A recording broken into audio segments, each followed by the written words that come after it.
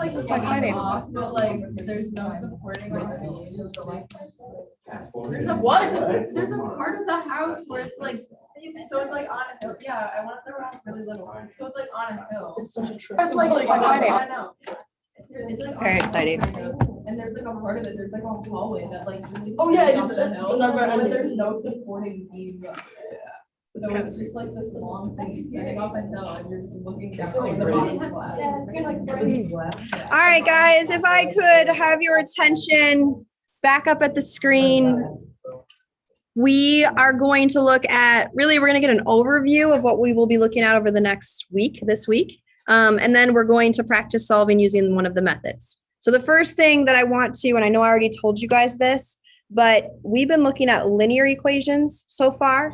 And the distinctual feature of linear equations is that your variable, your unknown, is raised to the first power. So example, all of the equations we've looked at so far have only had x, or x to the first power. The equations that we're looking at this week are quadratic. And quadratic equations, the distinctual feature of these is that their variable is raised to the power of, what do you think is going to go here? 2. So now you're going to be seeing equations that have an x squared in them. And we are going to first be looking at how do I solve these by hand? So not using my calculator, not using graphical methods. We're just solving them algebraically, which means using pen and paper. Here are the 4 methods that we look at this week. 1, we're going to solve by factoring. Now, you guys know that not all quadratics are factorable, which is why we will need other methods. But today we're going to look at the ones that are solvable by factoring. Then we're going to look at solving by taking the square root. By taking the square root. We will briefly touch this method at the end of the notes today. Would you be able to like choose between? At the end of this week, you will hopefully be able to choose the correct method based off of the equation given. Oh, okay. I was gonna ask if like you choose a way that works. You will eventually, but we're going to teach you all the methods and then help you distinguish which one's the best based off of what's given. Sometimes there's more than one way to solve. The quadratic formula can solve any quadratic. Same with completing the square. So that's actually the number 3 and 4. Number 3, we're going to look at solving by completing the square, which can be used for any quadratic, but sometimes it's more complicated based off of the equation given. So by completing the square. And then lastly, every quadratic can be solved using the quadratic formula. But some people find that this is very daunting to use. So if you can solve a quadratic by factoring or taking the square root, it's just sometimes more efficient. So let's go ahead and start with method 1, solving by factoring. But before we can do that, you do need to review a property that hopefully you've learned in your past. And this is called the zero product property. It says if A times B is equal to 0, then A has to equal a value or B has to equal a value. What do you think that value has to be? What times what would give you 0? 0. Exactly. So either A has to be 0 or B has to equal 0. We can use this property with quadratics that have been factored.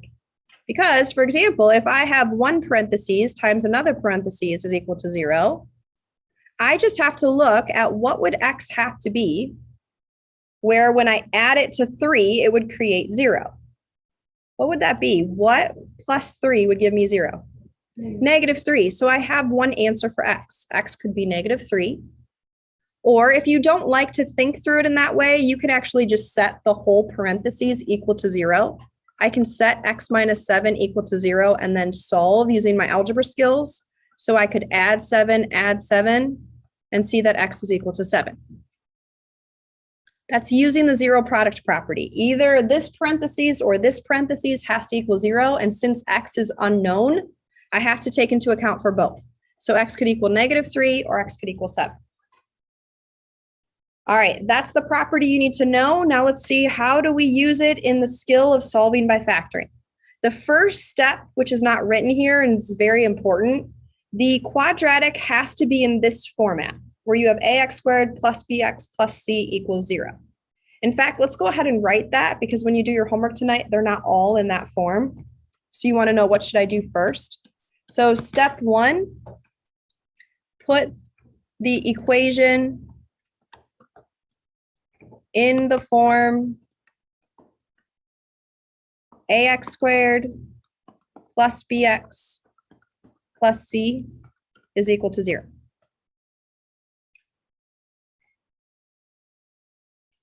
Then, if it's in that form, or once you've placed it in that form, step 2 is you would factor.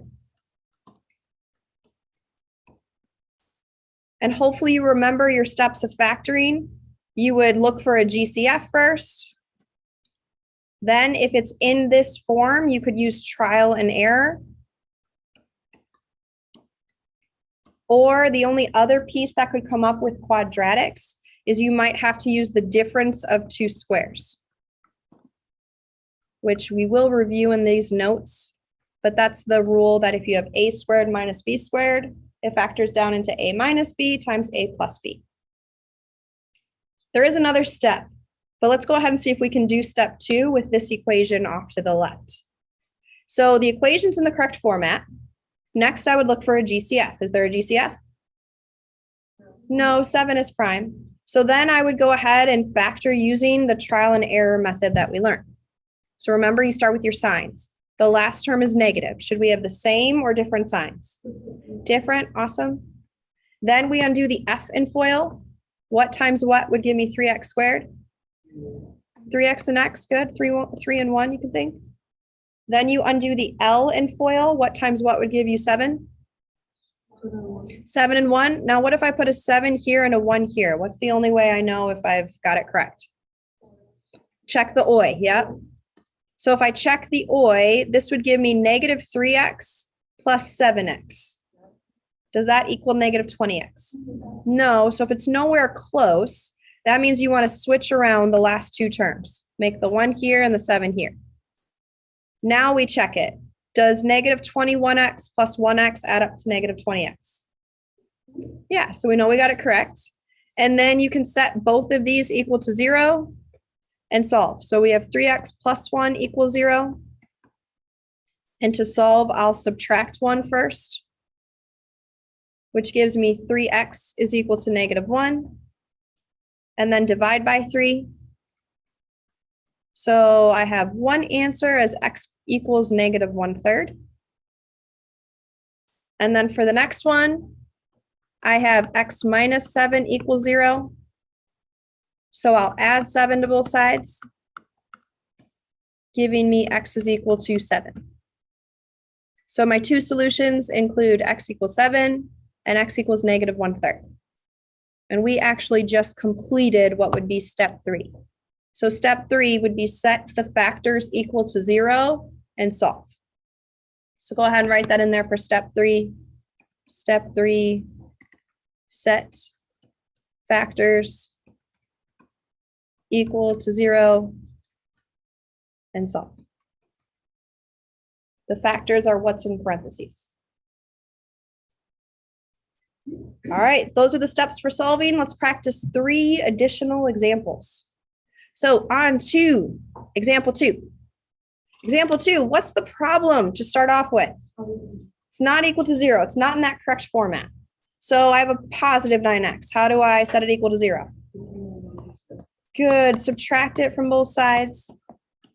And that will give me x squared. I want to put it in the right form, so I'll do minus 9x plus 18 is equal to 0.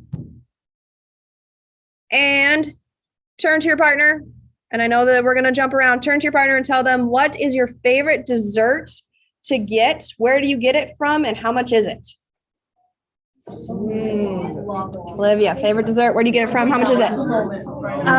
Okay, you go first. How about you go first? Mine is the brownie sundae from Oberweis. It's Ooh. ridiculously expensive, but it's so good. It's like, I don't know, my husband always gets it and the bill always adds up so much. I think it's like $7, which is outrageous, but it's so good. I don't know. Actually, mine is from Oberweis as well. What's It's yours? strawberry and pineapple like shake. Ooh, Yeah. I think it's like $5, which is kind of ridiculous as well. okay. But still cheaper than the Sunday. I don't know. Yeah. All right, guys, after you've shared, whoever has the more expensive dessert order, you share what you would do next. Okay, so I guess that's me. I would factor this down. The last term's positive, so that means I'm gonna have the same signs as the middle term, minus and minus. And then I undo the F. So X times X would give me X squared. And I undo the L. So 9 and 2 don't work here because that'll add up to -11. So I'll try 6 and 3. And I'll set each of these equal to 0 and solve. So I get X is equal to 6 and set X minus 3 equal to 0 and solve. Yep. I have a more expensive dessert and X is equal to 3. My favorite is the brownie sundae from Oberweis. It's ridiculously expensive, but it's so good. They just do it right.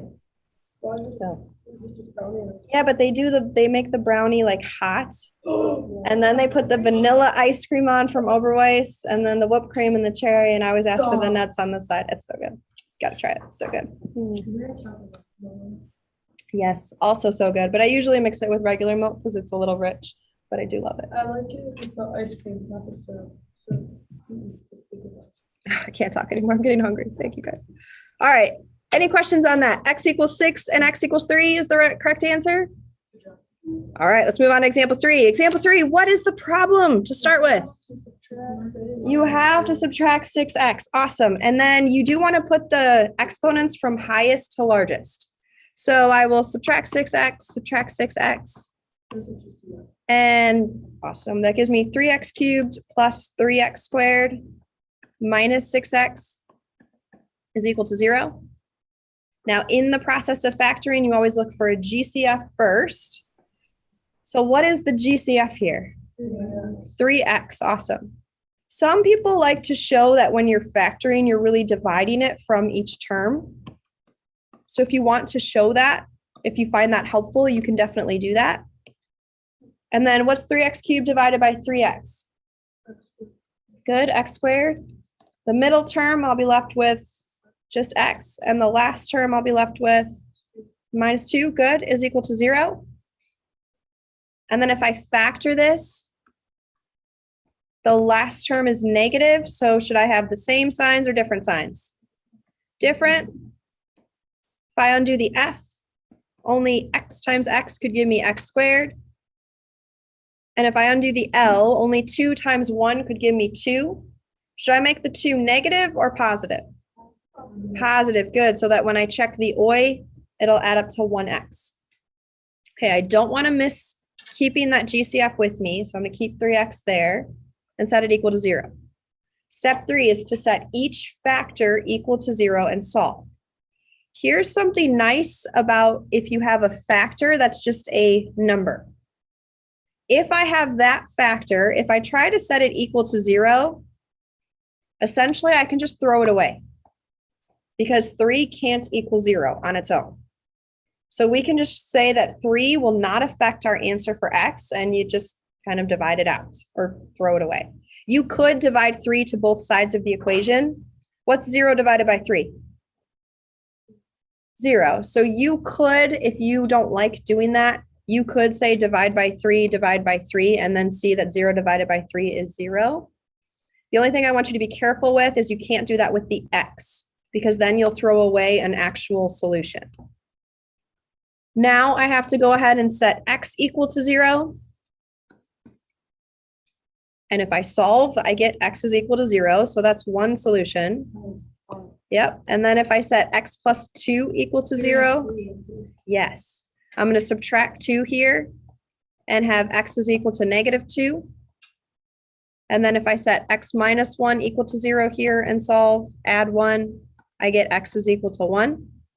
And then Haley did notice that we have 3 answers here. The piece that made this one different is that you actually had an x cubed, oops, but you could solve it after taking it out of GCF by factoring because we did have a quadratic within. Mario. So is this kind of, are we supposed to check? Good question. So as we check this, when you're solving quadratics, you shouldn't really get any extraneous solutions, but you can still check to make sure that it works out. In fact, I wanted to check this one here to show you guys how to do the check step. So let's go ahead and take a look at what would we do if we were checking these 3. If I was to check x equals 0, do we know where we would plug it in? Good, the original equation. So I would ask, is 3 times 0 cubed plus 3 times 0 squared, does that equal 6 times the value of 0? So notice I'm plugging in 0 in place of x, and then I'm just checking, does it make the equation true? 0 cubed is just 0, 3 times 0 is 0, 0 squared is 0, 0 times 3 is 0, 6 times 0 is 0. Does 0 plus 0 equal 0? Yep, so that checks out. The second one might be a little bit harder to check. Is x equal to -2? But I would do the same thing I just did. Plug -2 in as x and see, does it work out? So if I plug in -2, this is good review for the final, because in the very beginning of Algebra 2, we looked at using order of operations, and you have to do the exponent before you multiply. So -2 cubed will give me -8. -8 times 3 gives me -24. -2 squared is 4. 4 times 3 gives me 12. And then is -24 plus 12 equal to -12? It is. So I know that that works. Caroline? So when you have a negative in the squared, that, the result of that would be a positive, right? For example, Yep. -2 in parentheses and the square is outside, that would be a positive. form. But this one became a negative But because, say the parentheses were taken away. oh, then you have to apply the negative after. So you have to square the value and then apply the negative, so it becomes negative. Okay, so -2 parentheses squared is positive. Yep. Without parentheses. Correct, correct. And then for this last one, we would ask, is 3 times 1 cubed plus 3 times 1 squared really equal to 6 times 1?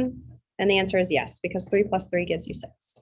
So yes, they all work out. X does equal 1, it does equal -2, and it does equal 0. But they should check out for all quadratics. And last but not least, example 4. This is in the proper format. We didn't learn how to use trial and error on this type. How did we learn factoring using this type? Good, difference of squares. A squared minus b squared factors down into a minus b times a plus b. So we have to review really what's being squared here to determine what's a, and what's being squared here to determine what's b. Good, x and 2. So as I factor that down, that would be x minus 2 times x plus 2 is equal to 0. And then you can set both of these equal to 0 and solve. So if we have x minus 2 equals 0, we'll get x to equal 2. If we have x plus 2 is equal to 0, we would get x is equal to -2. So this would be solving by factoring. You guys saw earlier in the notes, I said you could solve some by taking the square root. I just want to lead you to a different way you could solve this, because this will be our next method that we look at. You could add 4 to both sides. So what was the other equation you wrote down before? Where did we use that? Did we use this? Yeah. Oh, it's No. it's the same one. The blue? Yeah. Oh, that's factoring using the difference of 2 perfect squares. Why did we write that? Because that's what this matched. Okay, but we didn't use it. We did, because x squared minus 4 factors down into x minus 2, x plus 2. So it's just referencing that this was a squared minus b squared to factor into a minus b, a plus b. Oh, So we use it was just reminding us that's the difference of squares. okay. So this is solving using factoring. If you were to take the square root, this is something you guys do want to keep in mind when you take the square root in an equation, you always have to include a plus or minus answer. And that's because 2 times 2 could give us 4, and -2 times -2 could give us 4. Now we will look at that again in an upcoming lesson. Today you want to solve using factoring. Tonight's homework, you do have homework from the book, but you do also have to be prepared for that quiz that really should have been given Friday. So take the extra time to see what do I need to spend more time on, what lesson, and make sure that you have those 2 completed before tomorrow. This is not on the quiz, no. And that's it.